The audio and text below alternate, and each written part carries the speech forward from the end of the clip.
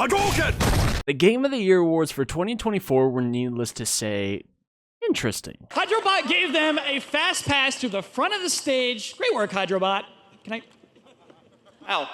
I was completely surprised by the fact that, out of all the genres, a platformer took the cake. Astrobot! I mean, no doubt, congratulations to Astrobot for the W. Not a go-to for me personally. Winning Best Game Direction, Action Adventure Game, and that's it. I won't lie, I was actually expecting more of a clean sweep from the game that actually won Game of the Year. Maybe I'll have to check it out regardless. Outside of the winner, there was definitely something that raised an eyebrow for a lot of people. That being Elden Ring Shadow of the Erdtree. I won't lie, this being on the list of any category except for a nomination for notable expansions is extremely, well, it's not a good thing. This creates a terrible precedent that as long as games are pushing out new content, they're eligible to keep coming back for another crack at Game of the Year. Please let this be the last time. You might ask why this is such a bad thing. Well, mostly it's the attention. If the game is even in the running for Game of the Year, you're going to be getting a potential influx of new players to the game. Maybe little Timmy's mommy and daddy are looking to pick him up a new game for Christmas, and something like the Elden Ring DLC might be gatekeeping another contender that really deserves the attention. Personally, I was hoping Silent Hill 2 would be up there. I'm going through the game now and I've been really enjoying it. May 13th, the doctor came in today. He said that I'll be ready, released soon. That it's time to go home. I should be happy, but I'm afraid. I'm so afraid. It feels like something is about to happen, like the last gasp of air before the plunge. Deep down, I know it's too late to turn back. Okay. Oh, shh!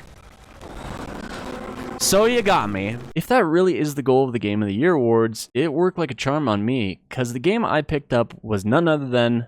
And the game award goes to...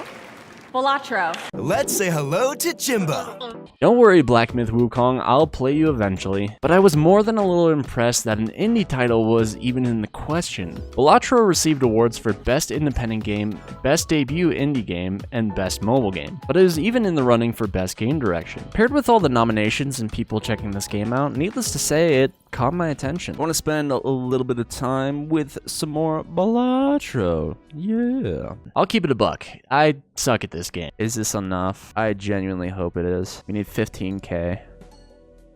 We might have just lost. I don't know.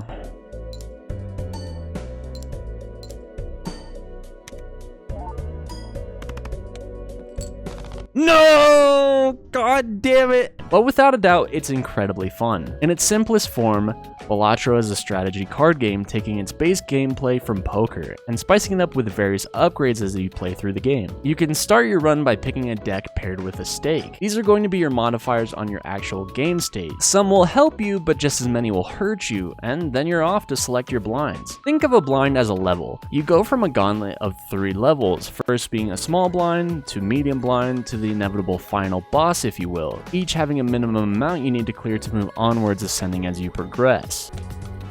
Yes, sir. Easy money. There we go. We're looking solid right now. You can elect to skip a blind. I haven't really tried this yet myself, so I wouldn't know the downside other than losing out on the chance to get more money. We'll talk about money more in a second. Things start small with your initial hand. You're pretty much just trying to set up your best poker hands. And if you aren't sure, it lets you know your options off to the side. I use this all the time. I'm learning. Clear the amount needed, and you clear this blind. Depending on how well you do, you're awarded a certain amount of money, and in between blinds, you can spend that money to upgrade your deck in a handful of ways. Starting things off, you have your card packs. These just add cards to your deck to give you better odds of drawing hopefully what you're looking for. Each card you pull can also have a number of properties upon it, giving you potential bonuses as you play a hand. Next up, planet packs. Planet packs are super simple. Each planet pack in question corresponds to different hands you play. My personal favorite being Earth, because I run a lot of full houses. These just upgrade those hands so when you do play them, you get an extra multiplier on top of things. Next up, Arcana packs. Arcana cards affect different attributes of your game in random ways for each card. From making your playing cards better, to buffing your planet cards, to changing how your final cards work with the Jokers. The Jokers are the last major modifier of how you go about tackling each blind. Alright, what do we have here? +2 hand size. -1 hand size each round. That's good. Think of these as potential passive multipliers to your deck, and everything coming together to give you the best fighting chance at getting as high of combos as possible. With that said, the last purchasable item are vouchers, which I think just generally affect the state of the shop. I don't buy these all that often. Speaking of which, your shop will refresh between every round, and you'll be able to sell off things like your jokers or spare arcana cards to hopefully buy what you're looking for and make the best deck you can. The last little bit of information about the game that I'll give you is in the third blind, as I said, is more or less a boss battle, and each boss will have different attributes to make your life as tough as they can. The further you go into your run, the tougher the boss. You have 4 potential hands you can play to hit the score needed, but even if you have a rough hand, you can just elect to discard up to 5 cards and hopefully get a better outcome. Set up your deck and run the gauntlet until you take down the final level and you've officially cleared that deck, or at least one of the many variations. Fail and you gotta start all over again. Like I said, I'm not all that good at the game, so I've been running my head into the wall repeatedly. But the thing I like about this game so much is it's a really good game to play when I don't know what else to play, and I just want to do something in the background. As a fighting game player, it's nice to occasionally play something that isn't as involved in a very draining way. This is actually the first time I've really understood the addiction of gambling, because it's so easy just to say one more run, and yes, I've actually been gambling before. Alright chat, I'm a fucking liar. We're doing one more. It was a glorious tale. Me and some friends went to play 21, and when everyone was trying to leave, I started betting stupid and lost the money that I had gained. Granted, it was getting late, but I didn't want to leave. A game where it's super easy to hit GG's go next is really a good sign for me, and the progression between each run with all the unlocks keeps things fresh. Because you know what they say, variety's the spice of life. There's a bunch of content, and with how bad I suck at the game, I don't think I'll be running out of it anytime soon. All in all, good job to the Game Awards for bringing this game to my attention, and shout out to the devs over at Local Thunk, you made something pretty special. Now if you don't mind me, I'm gonna go back to making videos about Batman where I try desperately to avoid copyright detection. I'll see you in the next one. Peace. Please, for the love of God. I need this. All played face cards. Ooh, yeah, that might be ridiculous, actually. That might be ridiculous.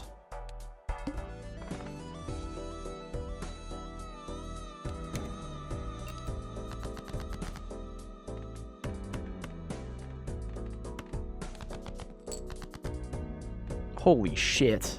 Is 5 of a kind a thing? 5 of a kind? Damn! Is Full House still better? It is.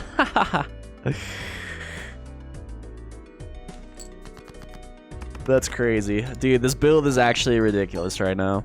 So we have Photograph, Hanging Chad, is that what it says?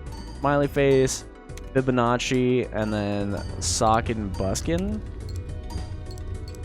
Honestly, we could really get rid of Fibonacci. I don't think that's that good for this build. We have a ton of like 10s, queens, kings, all that shit. We're playing the face cards. We're playing the fuck out of the face cards right now.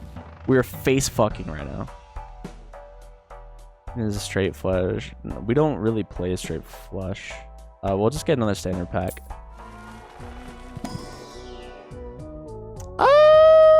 We could take the ace. I'll skip it. Dare we try for the buffoon to get something better than Fibonacci? Ooh, popcorn. Yeah, we sell Fibonacci. Play popcorn. I think we're cooking. Is this it? Is this the final battle? I hope so. Joker disabled ever. All right, we don't have popcorn right now. This is fine. We could just play a full house. We're looking so good, chat. Please, this has been impossible for me to beat the red deck. I don't know why it's been so tough.